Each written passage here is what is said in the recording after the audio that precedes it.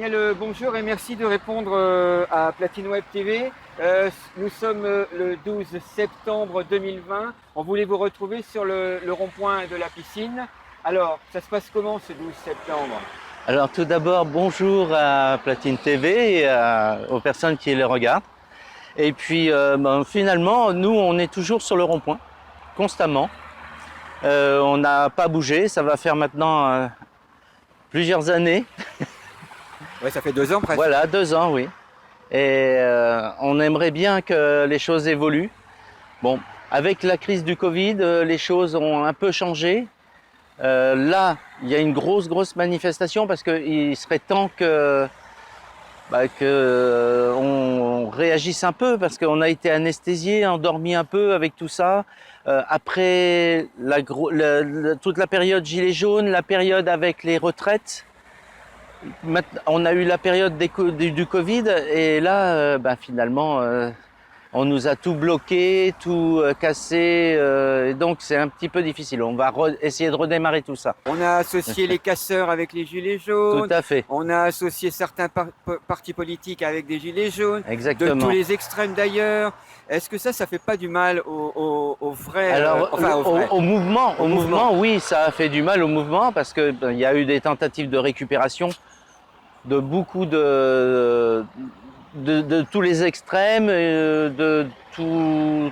toutes les factions un peu. Il y a les antifas, il y a les black blocs, il y a l'extrême gauche, l'extrême droite.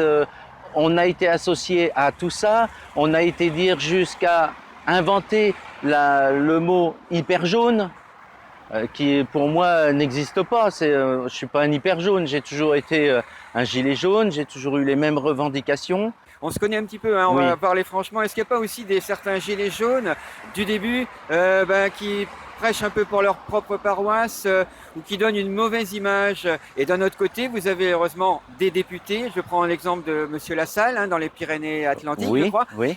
qui est totalement avec vous depuis le début et qui est aussi avec vous aujourd'hui, puisqu'il a dit qu'il serait dans sa région avec les gilets jaunes. Donc, est-ce que tout ça n'est pas n'est pas difficile à vivre entre ceux qui font du mal aux gilets jaunes et puis ceux qui, heureusement, font du bien aux gilets jaunes?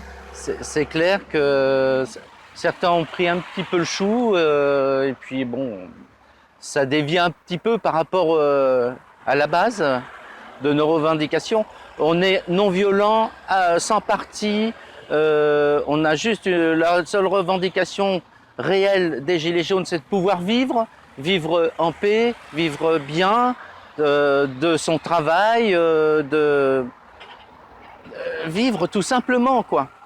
Est-ce que cet après-midi, vous appelez les Rochelais, les citoyens à venir vous voir? Ah ben, j'ai toujours espéré que les gens viennent nous voir. On a toujours 2-3 personnes qui s'arrêtent, on discute. De toute façon, c'est par la discussion, il faut se confronter les idées aussi pour arriver à progresser.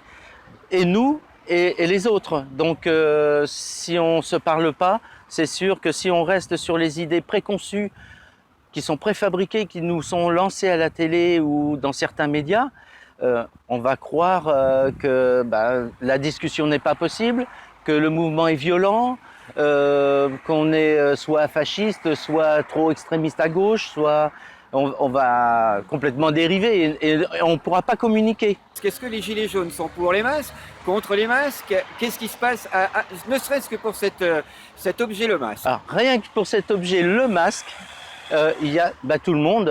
Les gilets jaunes, c'est le pays, c'est un reflet du pays.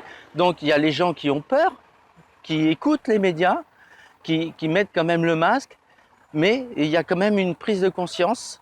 Parce qu'il y a quand même certains professeurs qui nous ont parlé. Donc ce que vous conseillez effectivement aux gens, aux citoyens, aux Rochelais en tous les cas pour nous, c'est de lire beaucoup, de se renseigner beaucoup et de ne pas écouter qu'un seul son de cloche. Voilà, c'est ça. D'aller grâce à Internet par exemple, c'est ça. de faire le tri de toutes ces informations. Oui, informez-vous, renseignez-vous, allez voir un peu ce qui se passe sur Internet, pas spécialement les réseaux sociaux, mais un peu partout. De toute façon, il y a des chaînes d'information partout. On peut se réinformer.